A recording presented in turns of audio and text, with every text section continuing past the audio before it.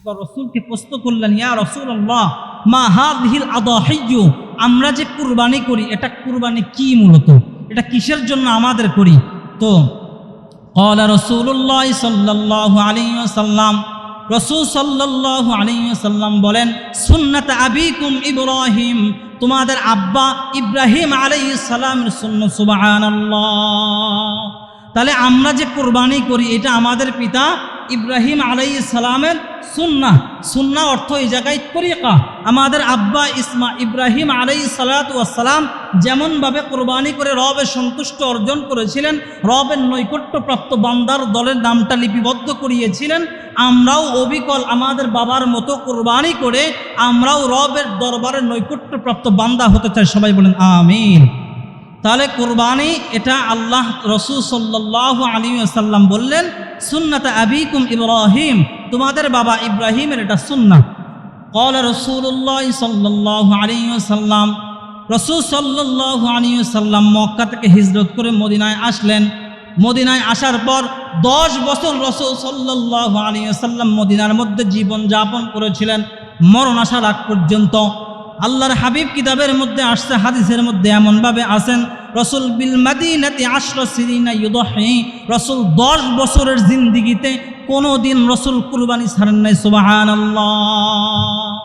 এবং আমরা একটা সূরা কাউসার, এই সূরা কাউসারের 2 নম্বর আয়াত নামাজের মধ্যে পড়ি, ইন্না আতাইনাকাল কাউসার। আল্লাহ বলে, হে নবী আমি আপনাকে হাউজে কাউসার দান করলাম। পরে আল্লাহ বলেন, ফাসাল্লি লিরাব্বিকা ওয়ানহার, নবী আপনি আপনার রবের পক্ষ থেকে রবকে সন্তুষ্ট করার জন্য নামাজ পড়ুন, রবকে সন্তুষ্ট করার জন্য কুরবানি করুন। আচ্ছা, আল্লাহ যে এত বারবার তাকিদ দিয়ে কুরবানির কথা বলছেন, বলেন তো কুরবানির মধ্যে কল্যাণ আছে না নাই? অতএব আমাদের কুরবানি যাদের উপরে ওয়াজিব তারা কুরবানি দিব, যাদের উপর ওয়াজিব না তবুও দেওয়ার চেষ্টা করব। কেন দিব? লাভ আমার এই আলোচনার সামনে ইনশাল্লাহ করব।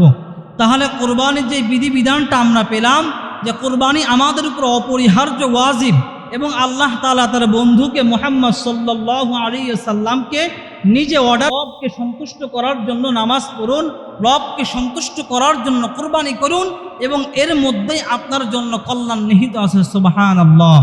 আল্লাহ তাআলা আমাদের সবাইকে সুন্দরভাবে খুশুর সাথে একগতার সাথে রবের উপরে রবকে সন্তুষ্ট করার জন্য কুরবানি করার তৌফিক দান করে। সবাই বলেন আমিন। কুরবানির ঈদের দিন একটা মানুষ যত ভালো কাজ করুক না কেন, কুরবানির ঈদের দিন কুরবানি করা ছাড়া এত বড় ইবাদত, এত বড় রবকে সন্তুষ্ট করার মতো আর কোনো ইবাদত নেই।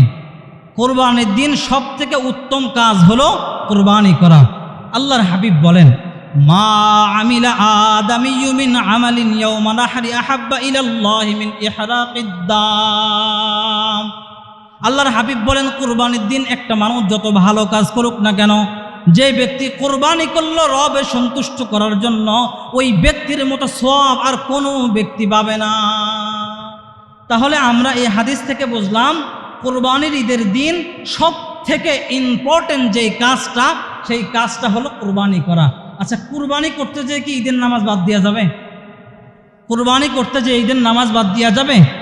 ঈদের নামাজ ঠিক রাখতে হবে, কুরবানি ঠিক রাখতে হবে, কুরবানি করে আবার জোহরের সালাতটাও ঠিক রাখতে হবে। অনেকে দেখা যায় গোস্ত কাটতে কাটতে কুরবানির ঈদের দিন জোহরের সালাতটা বাদ দিয়ে দেয়। বলেন বাদ দেয় কি দেয় না? বহু সংখ্যক মানুষ যে হুজুর গায়ে গোস্ত লেগে আছে, এমনভাবে রবের সাথে দেখা করব, রবের সাথে সাক্ষাৎ করব, কেমন হয়ে যায়, বাদই দিলাম আজকে নাই। বরং তো আমাদের মধ্যে সবার মধ্যে এই স্বভাবটা আছে না নাই?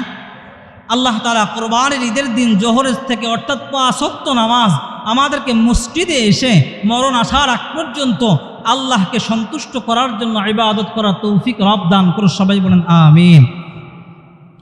ক্বালা রাসূলুল্লাহ সাল্লাল্লাহু আলাইহি ওয়াসাল্লাম, রাসূল সাল্লাল্লাহু আলাইহি ওয়াসাল্লাম বলেন, ইন্নাহা লাতাতি ইয়াউমাল কিয়ামাতি বিকুরুনিহা ওয়া আশআরিহা وأشعارها وأزلافها وإن الدم لا يقع من الله بمكان قبل أن يقع من الأرض فتيبوا بها نفسا। আল্লাহর হাবিব বলেন, তোমাদের মধ্যে যে ব্যক্তি কুরবানি করবে, জবাইকৃত পশুর কুরবানির শিং, কুরবানির রক্ত, কুরবানির পশুর পশমগুলা আল্লাহর দরবারে কিয়ামতের ময়দানে হাজির করা হবে। সুবহানাল্লাহ। তাহলে যেই পশু আপনি কুরবানি দিলেন, এই কুরবানির আপনার জবাইকৃত পশুর চামড়া, খুর এবং তার কোনো বর্ণনায় আসছে কুরবানির পশুর মল পর্যন্ত আল্লাহর দরবারে কিয়ামতের ময়দানে উঠানো হবে। আল্লাহর হাবিব বলছেন উঠাবেন আল্লাহ তাআলা। সুবহানাল্লাহ। এবং আল্লাহ তাআলা, আল্লাহর হাবিব বলেন, যখন কোনো মানুষ কুরবানির জন্য ছুরি চালায়, রক্ত মাটিতে পড়ার আগেই তার কুরবানি রবের দরবারে কবুল হয়ে যায়। সুবহানাল্লাহ। তাহলে কুরবানি রবের দরবারে কবুল হওয়ার জন্য শর্ত নিয়ত। এই জন্য আমি সবাইকে একটাই সাজেস্ট করি, 7 ভাগে কুরবানি দিয়া থেকে বিরত থাকাই উত্তম। একা একা কুরবানি করা, কেননা আপনার টাকা আমার টাকা, হালাল না হারাম এটা আমিই ভালো জানি।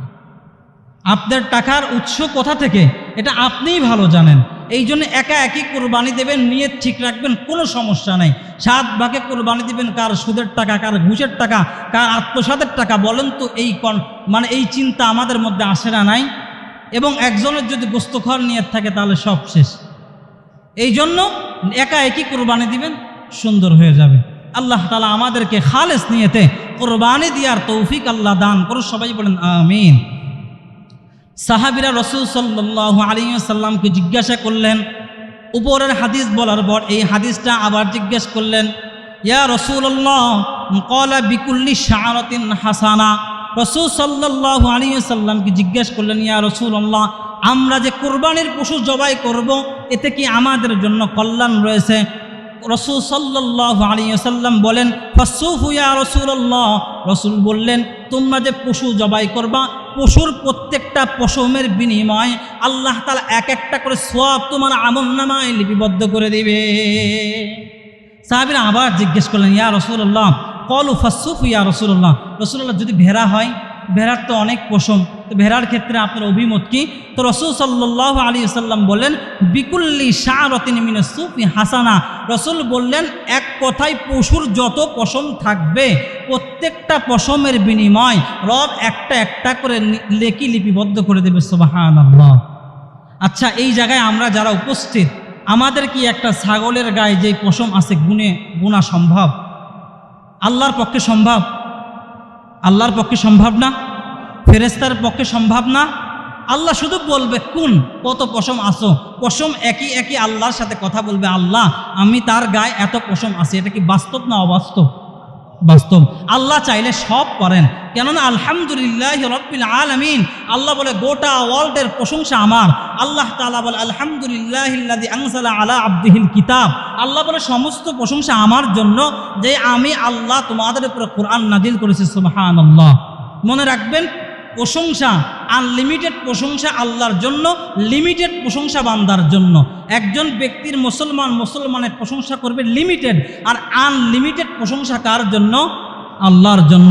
যত পারেন আল্লাহর প্রশংসা করবেন, আমার আল্লাহ এমন, আমার আল্লাহ এমন, আমার আল্লাহর ক্ষমতা এমন। আল্লাহ বলে, তুমি যখনই স্মরণ করলা, তুমি বাসে বসো, ট্রাকে বসো, যেখানে আমাকে স্মরণ করলা, ফাযকুরুনি আযকুরকুম ওয়াশকুরুলি ওয়ালা তাকফুরুন। তুমি যেই অবস্থায় আমাকে স্মরণ করবা, আমি রব ওই অবস্থায় তোমাকে স্মরণ করব। সুবহানাল্লাহ। এই জন্য রবকে বেশি বেশি স্মরণ করা। আল্লাহ তাআলা আমাদের সবাইকে রবকে বেশি বেশি স্মরণ করার তৌফিক আমাকে সহ আপনাদের প্রত্যেকটা মুসল্লিকে দান করো, সবাই বলেন আমিন। রাসূল সাল্লাল্লাহু আলাইহি ওয়াসাল্লাম তার আদরের কন্যা হযরতে ফাতেমা রাদিয়াল্লাহু তাআলা আনহাকে ডাক দিয়ে বললেন, ও ফাতেমা, তুমি যেই পশু ক্রয় করবা, অর্থাৎ যেই পশু তুমি জবাই করবা, এই পশুর সাথে তোমার সম্পর্কটা ভালো করো। এই পশুর কাছে তুমি যাও, অর্থাৎ যেই পশু তুমি কুরবানি দিবা, কুরবানি দেওয়ার 2-3 দিন আগে, অর্থাৎ কুরবানি দেওয়ার কিছুদিন আগে তুমি ওই পশুর কাছে যাও, তার গায়ে হাত বোলাও। ফাতেমা রাদিয়াল্লাহু তাআলা আনহা জিজ্ঞেস করলেন, আব্বা জান, এই যে আপনি আমাকে পশুর কাছে যেতে বললেন, এটা কি শুধুমাত্র নবীর পরিবারদের জন্য নাকি সমস্ত মুসলমানদের জন্য? আল্লাহর হাবিব বললেন, ফাতেমা, শুধু তোমার জন্য এটা নয়, বরং সারা বিশ্বের মুসলমানদের জন্য এটা ওসিয়ত থাকবে, নসিহত থাকবে। যারা কুরবানি দিবে, কুরবানির পশুর যত মহাব্বত হবে, যত প্রেম থাকবে, যত ভালোবাসা থাকবে, আল্লাহ তাআলা তত দ্রুত তত বিনিময় আল্লাহ তাদেরকে দান করবে। এই জন্য কুরবানি যারা আমরা দিব, কোরবানি দেওয়ার জন্য আমরা কি করব, পশুর কাছে আগে যাব, পশুর সাথে একটা ভালোবাসাই করব। আমি আমার আম্মাকে দেখি, আমরা প্রতি বছর পশু কোরবানি দিই। কোরবানির দিন আমরা তো কোরবানির দিন কোরবানি দিতে পারি না, সবার কোরবানি দেওয়া লাগে। কোরবানিদের পরের দিন আমরা কোরবানি দিই। মনে রাখবেন, বছরে 5 দিন রোজা রাখা হারাম। 2 ঈদের 2 দিন, কোরবানিদের পরের 3 দিন। কয় দিন রোজা রাখা হারাম? 5 দিন।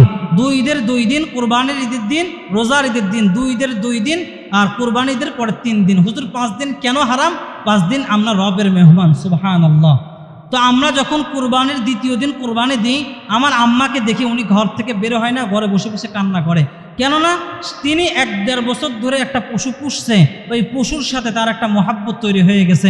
আর আল্লাহ বলেন, ওই ইব্রাহিমকে আল্লাহ ইসমাইলকে এই জন্য কোরবানি দেওয়ার হুকুম করেছিলেন, বলছিলেন তোমার প্রিয় বস্তু আল্লাহ রাস্তায় কোরবানি করো।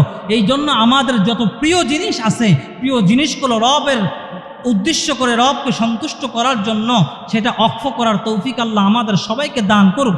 সবাই বলেন আমিন।